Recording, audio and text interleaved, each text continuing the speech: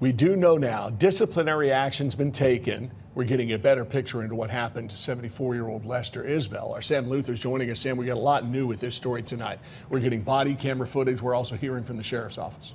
Yeah, guys, Isbell's daughter says it was a miscommunication that ultimately led to her dad's death. Now, a deputy has been fired, and body camera and security camera footage from the jail shows us a better look into what happened. You're going to have to go to the hospital or with your daughter or go to jail. I mean, that's just part of it.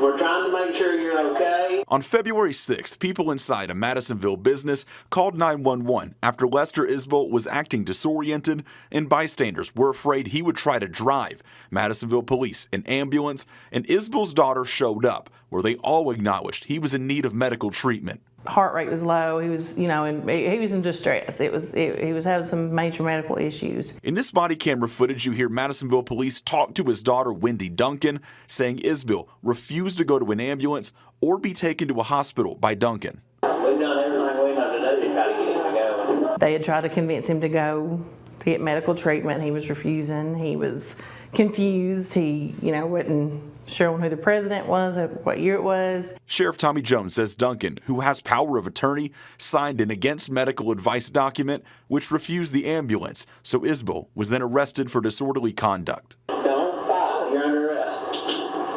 Take your hand behind you back.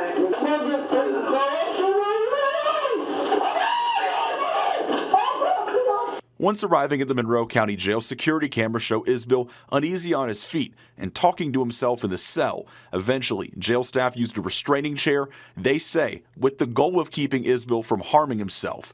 Duncan feels this whole time he should have been in the hospital. The biggest drop of the ball was when they assured us that they were going to get him medical treatment, and that didn't happen. At one point, a deputy is seen flashing a middle finger as he left Isbell's cell. Sheriff Jones says that deputy has since been fired, an image shocking to loved ones. I had thoughts in my head, but I didn't know it was worse than what I could have ever possibly imagined how he was treated. Isbell was unresponsive for more than 2 minutes before Sheriff Jones says jail staff noticed and began trying to save his life. The 74-year-old later died at Blunt Memorial. I feel that he would still be alive today if they had, shown more compassion, more concern.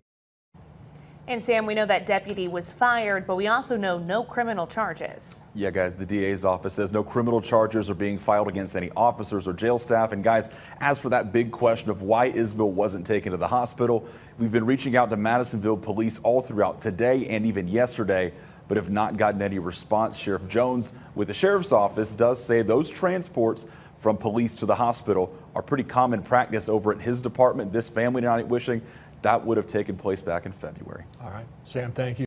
New at noon from Morgan County, where a jailer was arrested as part of an ongoing illegal contraband investigation. Officials say Morgan County Jail Corporal Kimberly Woodruff is charged with promoting prison contraband. She is now behind bars herself on a $300 bond. Sheriff Ron Puckett says it's never easy arresting a member of the corrections team, but says sometimes it is part of the job. Today, and I do want to warn you, the video is disturbing. It's out of Monroe County, Tennessee. A man, 74-year-old Lester Isbell, goes into a business to pay a bill and appears to have a medical emergency. So staff calls 911. Police and EMA both respond. Isbell allegedly denies care, so police then charge him with disorderly conduct and take him to a local correctional facility, where he appears again in video from the jail cell to have some kind of medical issues happening. The workers at the Monroe County Justice Center then come in and strap Isbell to a chair, as you see in the video.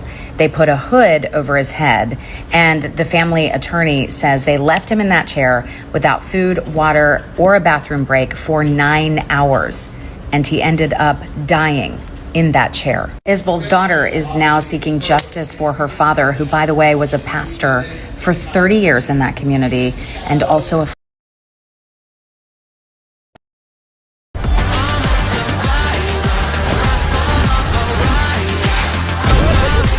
From from the Monroe County Sheriff about a man who died in custody. Now 3 people are off the job, 3 more are suspended. Our Evan Lasik walking us through the timeline here from the point that Madisonville police arrested this man to when EMS took him to the hospital and then he died. Evan, all right, tell us what you're learning from the sheriff's office today. This is a story we've been covering for days now. What's new?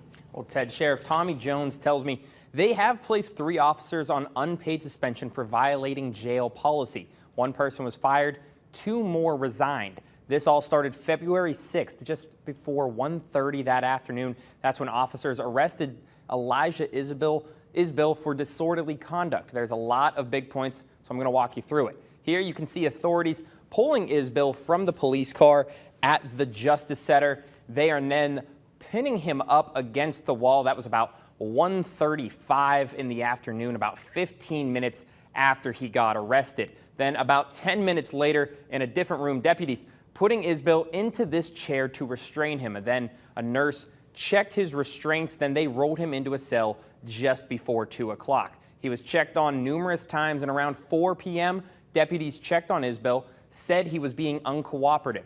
They then tried pressure point control tactics to gain compliance before placing a spit mask on him, and then left him alone for about 2 hours. Around 5:45 p.m., a nurse checks Isbell's temperature, blood pressure, and vitals, and he is then restrained yet again. Isbell was left alone from 6 until around 8. That's when deputies took off the restraints on Isbell's hands, left him alone, let him move around for about 30 minutes, then re-restrained and left the cell. He's then left alone for about 3 hours until around 11 p.m. That is the last time the sheriff says the camera saw him move. Sheriff Tommy Jones told me today he wishes that Isbell was not brought to the jail and held as long as he was. He says the deputies that are involved will not be named. He's hoping to keep them safe. The sheriff's office has been receiving threats since this situation happened. At 6, I will tell you more about what Sheriff Tommy Jones has to say on the matter. That's fascinating story. Isbell, a longtime preacher in East Tennessee, had an episode. Police didn't know what to do with him. Should they take him to the hospital? He refused to go. It's a very detailed story. So many issues here. Evan, thank you for helping us work some of this out. After being rushed to the hospital from the Monroe County Jail. This happened in February. We're learning tonight the district attorney says no deputies will be charged. Our Sam Luther joins us. Sam, this family feels like things could have turned out differently. Yeah, guys, the family tells me 74-year-old Lester Isbell was taken to the Monroe County Jail back in February. He died the next day from a heart attack. Tonight, his family says he was experiencing those symptoms long before he was ever put behind bars. Heart rate was low. He was, he was in distress. He was having some major medical issues. Wendy Duncan says her dad, Lester Isbell, had dementia and a long list of health issues. On February 6th, they called 911, but Duncan says her dad wouldn't cooperate and refused to go to the hospital. They had tried to convince him to go to get medical treatment. He was refusing. He was confused. He, wasn't sure who the president was, what year it was. Sheriff Tommy Jones says Madisonville police arrested him for disorderly conduct and took him to the Monroe County Jail. The biggest drop of the ball was when they assured us that they were going to get him medical treatment, and that didn't happen. Duncan says her family was under the impression he was going to the hospital. Instead, Isbell went to jail, where hours later he became unresponsive. Sheriff Jones says he was taken to Blunt Memorial, where he died of a heart attack. He was a kind, loving man. He loved the Lord. He preached for almost 40 years, over 30 years at 3 Point Baptist Church. He would